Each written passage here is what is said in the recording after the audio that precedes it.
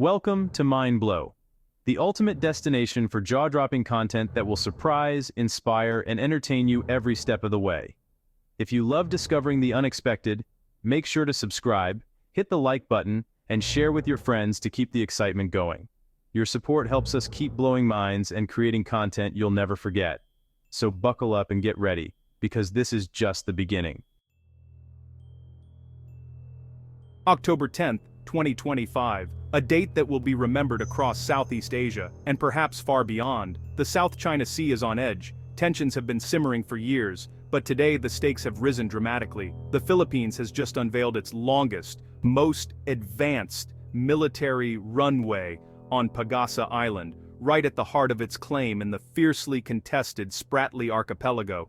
This isn't just concrete and steel, it's a bold declaration of sovereignty, a message aimed squarely at Beijing and the world. The Philippines is here to stay. The 2.1-kilometer runway is now fully operational, capable of handling the Air Force's largest transport and surveillance aircraft, and even supporting humanitarian missions in times of crisis. Pagasa, once a crumbling, isolated outpost battered by storms and neglect, has been transformed into a modern forward base, complete with new barracks, radar systems, and reinforced defenses.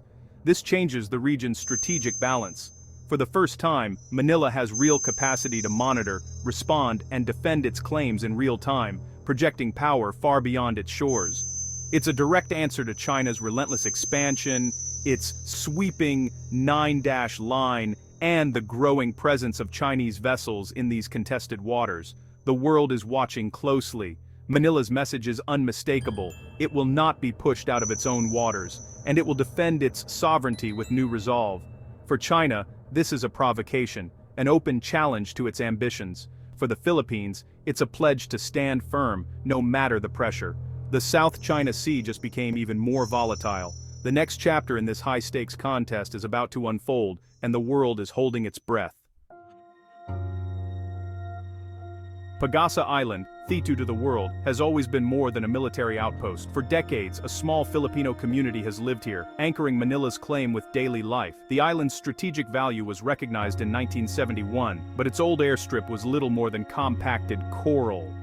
As China built artificial islands nearby, Pagasa's vulnerability became clear. Manila realized it needed more than a token presence. It needed a real stronghold. The transformation was deliberate.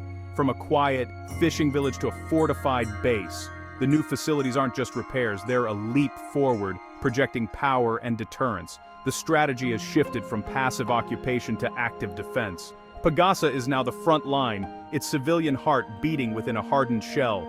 The Philippines has turned its most remote community into a fortress. The new Pagasa runway is a game-changer. It can handle fighter jets, transport planes, and patrol aircraft, putting the Spratlys within minutes of Philippine air power. A new deep-water port lets Navy and Coast Guard ships dock directly, ending risky offshore transfers. Barracks, fuel depots, and water storage boost self-sufficiency. Advanced radar and communications now link Pagasa to command centers on the mainland, extending Manila's reach. The island is a fully connected node in the national defense network. Years of construction have turned a fragile outpost into a robust hub. Pagasa is now a logistics base, a safe haven for fishermen, and a sustainable home for civilians. This is more than an upgrade. It's a statement of intent. The Philippines has built a fortress on China's doorstep. Pagasa's fortification is a direct response to China's military buildup in the Spratlys. Just 14 nautical miles away, China's Subi Reef bristles with runways, missiles, and radar. Chinese vessels swarm Pagasa's waters daily, using gray zone tactics, harassment that stops just short of war. Filipino supply ships are shadowed, fishermen blocked, and patrols threatened. Manila's answer, assertive transparency, embedding journalists, exposing Chinese aggression to the world. The new Pagasa is both shield and sword. A visible, defensible outpost. The standoff is tense. Chinese forces watch every move from nearby bases. The risk of miscalculation is real. One wrong move could spark a crisis. The Philippines chose to reinforce, not retreat, accepting the danger as the price of sovereignty. The stakes have never been higher in these contested waters.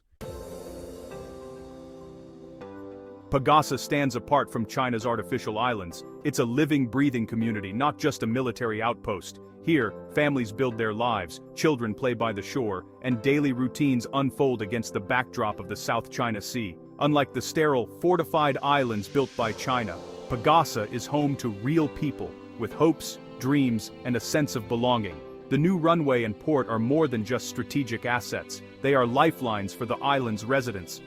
These facilities connect Pagasa to the Philippine mainland, ensuring the flow of food, medicine, and essential supplies. They also support the livelihoods of local fishermen who depend on the sea for their families' survival.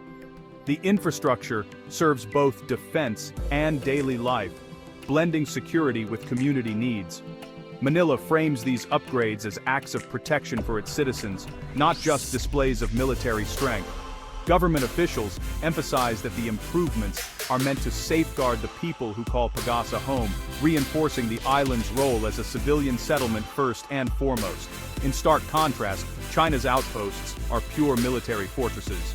No civilians, no villages, just soldiers, radar domes, and missile systems. These artificial islands are designed for power projection, not for nurturing communities or supporting civilian life. This fundamental difference is central to the Philippines' legal and moral case on the world stage. By highlighting the presence of a genuine civilian community, Manila argues that its claim is rooted in international law and human rights, not just military might. By supporting the civilian town of Calayan, Manila grounds its claim in human terms. The presence of families, schools, and local governance transforms the island from a mere outpost into a symbol of national identity and resilience. Any attack on Pagasa would be seen as an attack on civilians, dramatically raising the stakes for China and drawing international scrutiny. The close proximity of military and civilian life makes the island's defense not just a matter of territory, but of protecting innocent lives. The world sees the contrast clearly, a small nation defending its citizens and way of life, versus a superpower building military islands in contested waters. International media coverage amplifies this narrative, shaping global opinion. The Philippines occupies the moral high ground, with its new infrastructure standing as symbols of both resilience and restraint. These projects show a commitment to peaceful development, even in the face of growing tensions. In the ongoing battle for global opinion, Pagasa's vibrant civilian life is Manila's strongest asset. It's a testament to the enduring spirit of its people, and a powerful reminder that, in the end, it's communities, not just military might, that define a nation's claim. China's reaction to the new runway was immediate and fierce. Beijing condemned the project, calling it an illegal occupation and demanding Manila dismantle the facilities. Chinese media painted the Philippines as a U.S. pawn, stoking nationalist anger. At sea, China is expected to ramp up gray zone tactics. More ships, more harassment, more pressure. The goal: make the new runway and port risky to use, undermining their value. China could escalate further, declaring an air defense zone, or interfering with navigation systems. Manila knew this backlash was coming, but judged the strategic benefits worth the risk. With U.S. backing, the Philippines is betting it can withstand the pressure. The line is drawn. Now the world waits to see if China will cross it. The dispute has entered its most dangerous phase yet. The Philippines isn't standing alone. Its fate is closely intertwined with powerful allies. Its alliance with the United States is central to this high-stakes gamble, shaping every move in these contested waters. The U.S.-Philippines Mutual Defense Treaty, signed decades ago, covers attacks in the South China Sea, providing a security umbrella that Manila relies on. This treaty acts as a powerful deterrent, signaling to rivals that aggression could trigger a much larger conflict. Recent agreements have expanded U.S. access to more bases across the Philippines, some strategically positioned near flashpoints. Joint military exercises have grown in scale and complexity, demonstrating not just solidarity but a readiness to respond together if tensions boil over. The newly upgraded Pagasa runway could now serve U.S. aircraft in a crisis, extending American reach deep into the heart of the South China Sea. For China, these moves raise the stakes dramatically. Every new base, every joint drill, is seen as a challenge to its ambitions. Any aggressive move against Pagasa could now draw in the U.S. military, turning a local dispute into a global flashpoint. But relying on the American shield is not without risk. The Philippines could find itself on the front lines of a superpower confrontation. For ordinary Filipinos, this means living with uncertainty, as Manila risks being caught in the crossfire of giants. The Philippines walks a tightrope, balancing its alliance with the US while trying to avoid provoking direct conflict with China. Leaders must leverage this alliance carefully, extracting security benefits while steering clear of escalation. Today, Pagasa's runway stands as the fulcrum of this delicate balance, a symbol of hope, but also of risk. The region's future, and its fragile peace, hangs in the balance, shaped by every decision made on these shores.